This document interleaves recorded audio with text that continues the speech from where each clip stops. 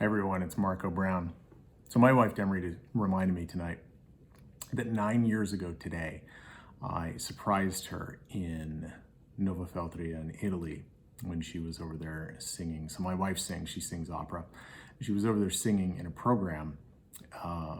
For anybody who knows me, they know I love Italy. That's where I served my Mormon mission. We go back there all the time. I have friends there. I just absolutely love Italy and everything. Italian, the food, the people, the scenery. It's just absolutely gorgeous. But this brought me back to that period of time and what went on during that year. It was probably the toughest year of my entire life. I had left my law firm job. I worked for a big firm in New Mexico, and I didn't like any of it at all. I hated that job so much. So we decided to leave, and Dem wanted to go to the University of Utah to get her doctorate. So I said, great, let's do that. When we got here, it was 2010. It was an absolutely terrible year for attorneys. Everybody was shutting stuff down. Nobody was hiring at all. So I decided that that was a perfect time to open my own law firm and see how that went. Luckily, I'm not that bright a guy and decided to do this. So we did it. I worked the law firm for 50 hours a week during the day and then took a job, the job I had in college actually, for $8.50 an hour. I remember I started at $8.50 an hour, and then after a little while, I got up to $12.50 an hour. So I was an attorney making $0 as an attorney and working for $12.50 an hour. So I worked that in nights and weekends. I was working about 80 hours a week probably. I had absolutely no shame. I wanted to make Brown law work. I wanted to be successful, so I was just doing everything I could.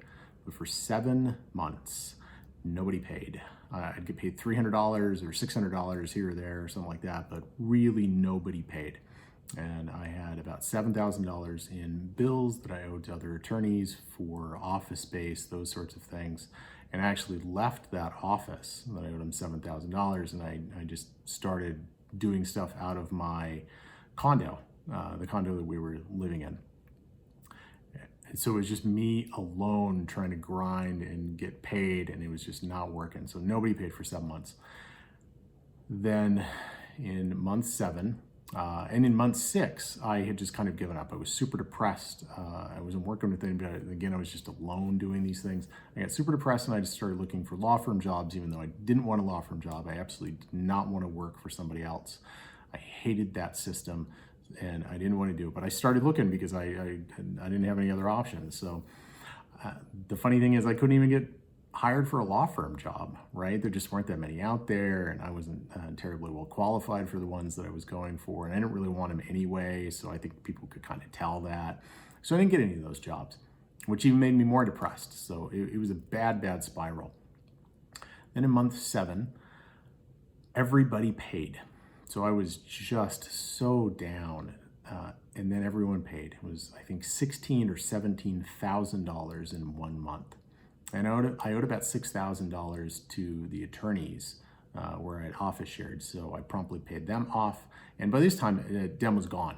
She was in Italy. So I kind of lied to her about it. I didn't tell her that everyone had paid. I paid off the people, the other attorneys, and then I took a little bit of the rest of the money and I bought a plane ticket for Italy, and I thought I would surprise her. So I did. I remember I called her right before I got on the plane and told her that I had a trial a couple days later, so I wouldn't be able to talk to her. So then I hung up the phone, and I got on the plane. And about 14 hours later, I landed in Venice. I got my rental car, drove for approximately three and a half hours down the coast and then into the mountains where Novafeltria, this little village, was. And I remember shaving on the way. I had one of those electric shavers, and I hadn't shaved for a while. And after about 3 hours, as you can kind of tell, I had black hair, so I was looking scruffy. So I'm shaving in the car as I'm driving on the freeway in Italy, and I looked into the car next to me, and this lady is like laughing, seeing me shave with an electric shaver, because Italians don't really use electric shavers. She thought it was hilarious. So anyway, I get to Novafeltria.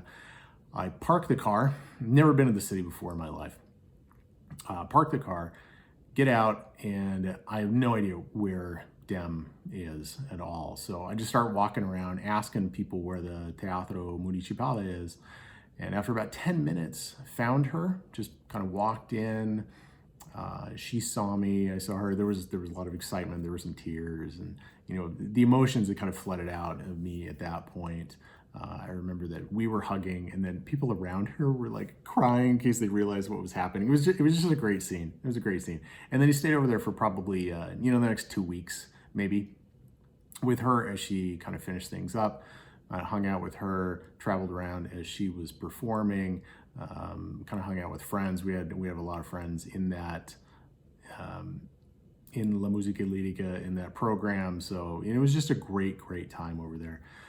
But I honestly remember that the thing I remember most about it was that year was the hardest time in my entire life, and I felt so depressed and so dejected. I thought I had made the worst mistake of my entire life, leaving that big law firm, that secure law firm. And and through month 7, I was absolutely right. That was the worst mistake I ever made. And then in month 8, when I got to go to Novafeltria, I knew in my heart that things had changed and that we were going to be successful at the law firm.